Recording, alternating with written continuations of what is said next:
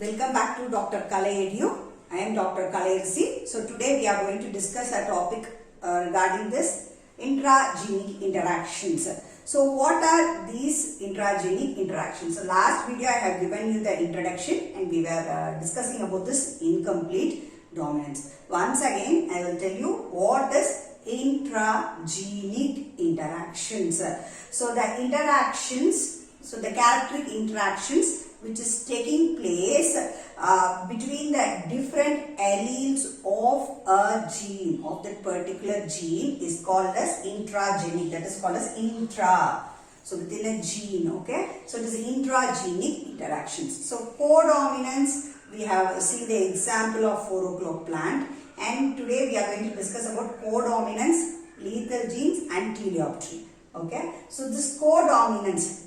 What is this codominance? Codominance. Okay. So we used to see in Mendelian inheritance that one particular character will be expressed in the F2 generation, which we call it as dominant. So if you are taking two characters, which is going to be the dominant, that is going to expressive. So which is dominant. But here in codominance, both the alleles, both the parents is going to express their character in the heterozygous, that is in the F1 generation. Hence they are given the name as codominance. Co towards both. Okay. Simultaneous expression of both alleles in the heterozygous condition, that is in the F1 generation. So and this phenomenon is called as codominance, right? So we are having a set of examples here.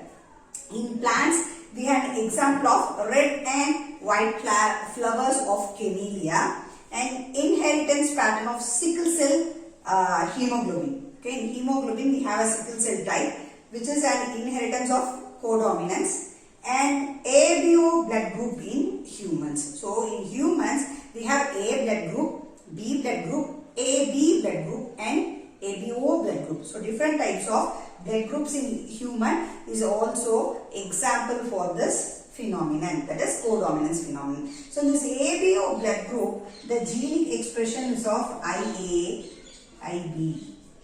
Okay. So if it is IA and IB, in this codominance, the I gene is codominant. So this I, both the I is codominant, which represents the Mendel's law of segregation. So there is no blending of genes, but codominance occur. Both the I is getting codominant equally, and it is expressing as ABO blood group here. So when it comes to plants, okay, this was of animals and humans. We have given an example here. When it comes to plants, how we are finding this expressions of codominance. So they use electroforces and chromatography. These are the two techniques which is used in the plants to find whether the codominant happens, how it happens, like that. So the example given here is Gossypium hirsutum, Gossypium strutanum. So both when it is crossed, okay, when it's crossed, these are homozygous and parent, homozygous parent. When it is crossed, the F1, so the F1 is amphiploid. The F1 is said to be as amphiploid. So what here taken is seed protein is taken into consideration. What is the seed protein? So they are analyzing the seed protein of the Gossypium variety in the F1. When they did electroforces, what they see is new band of new band of colors were seen in the F1 progenies. So electroforces is nothing but an experiment where they grind and take the extract of the seed, and they will run in the particular constituent of chemicals. So it will be like this. For temporarily I am telling. So there will be a band like this. You can take this as a parent 1 and it is of parent 2. So middle is offsprings. So the offsprings, it may represent both the parental characters. With these bands, they identified how the proteins are expressed in this codominance. When compared to parents, more bands are seen in the kids, that is offsprings. When, for example, I am telling you an example, 10 bands are here in one parent and 10 bands are in another parent. But when it comes to that offspring, it is showing more than 10 bands. So that what we come to know is both the parent of 1 and 2 has mingled here and they given the expression of the particular heterozygous character, and it is analyzed by electroforces or chromatography. So here in the heterozygote, when it is selfed, we are getting a ratio of 1:2:1. That is, again the parents are come out in the F2 generation. So this is an parent and this is parent 1 and parent 2, and this is an heterozygote. 1:2:1, the expression is there. So we come to know that law of segregation is here, and there is no blending of genes in codominance. I think now you are clear with codominance. So now we getting into that lethal genes. Okay, codominance is over, and then now is lethal genes. So what is this lethal genes? Lethal. What is lethal? Something is going to destruction. So it leads to death.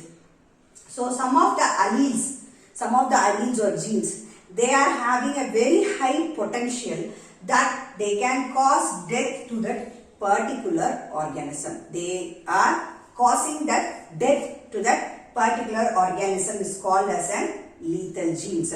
So this lethal genes was first observed in snapdragon plant. So common name of this plant is snapdragon and binomial is Anthemium species. Okay. So first it was observed in snapdragon by the scientist name called E. Bohr in 1907. So he observed the lethality in that particular plant. So how this lethality is explained here. So in this particular plant, he is telling that the lethality is recessive. So recessive means what? Small letter. You should remember immediately. Recessive means it is small letter. So he is telling here the allele which is reason for lethality in that particular plant is an recessive. Okay, got it? So here there are 3 types of plants here. He has done the experiments with that. So first thing is green with chlorophyll, which is an dominant, capital C, capital C. And then yellowish green plants. So this yellowish color is due to the presence of carotenoids. So due to the presence of carotenoids, and it is also called as pale green. Pale green or aurea. Okay, they call it as pale green or aurea. So, and then this is an heterozygous. This is homozygous and this is heterozygous. And another thing is white plants. So, what is that white plants? If the plants don't have chlorophyll, then it is called as white flowers. So, they are lacking chlorophylls. So, they are lacking chlorophylls. Hence, they are called as white plants and they are recessive. So, that Bohr is telling that this white plant's recessive shows lethality to that particular plant. What does mean by lethality? It leads to the death of that particular organism or plant. Okay. So now what here he did is, he took this yellowish green plants, that is aurea, and he has crossed. When he got crossed in the F1, he got a ratio of 1:2:1. That is green 1:yellow, that is aurea 1 is white. Okay, got it? So 1:2:1. Again he has self F2, he got a ratio of 1:2. What is this 1 and 2? 1 is green and 2 is yellow. But there is no white, because without chlorophyll, lacking of chlorophyll, plants cannot survive. We all know that they need chlorophyll for photosynthesis. They are autotrophs. So white plants, they will not survive. So hence this recessive gene causes lethality, which leads to the death of that particular plant. So in the F2 generation, we have only green and yellow plants. Got it? Green and yellow. So the yellow is called as an aurea. Okay. So I think no doubt over here. So what the thing is, if the lethality is there means it should be fully dominant or fully recessive. It doesn't represent in that heterozygous condition. Heterozygous condition, it never leads to lethality. But if the lethality is there, there should be an fully dominant or fully recessive, which kills the individual only at the homozygous condition and not in the heterozygous condition. So this is called as an lethality. And some of the things what is here is, it is not that only that this one example is there for lethality. So many plants are there for an example for that lethality. Okay. So this is about lethal genes. Next we are going to discuss about Pleiotropy. So Pleiotropy. So what's this Pleiotropy? So this is also a type in intragenic interactions. So single genes. So here a particular single gene is going to affect the multiple traits. Traits means nothing but character. A particular character is called as traits. So we used to see that one single gene is going to support for an expression of a particular character. But here in Pleiotropy, a single gene is going to affect the multiple traits, that is multiple characters is controlled by a particular single gene, right? So what happens? It can alter the phenotype of that particular organism or plant, okay, with its influence.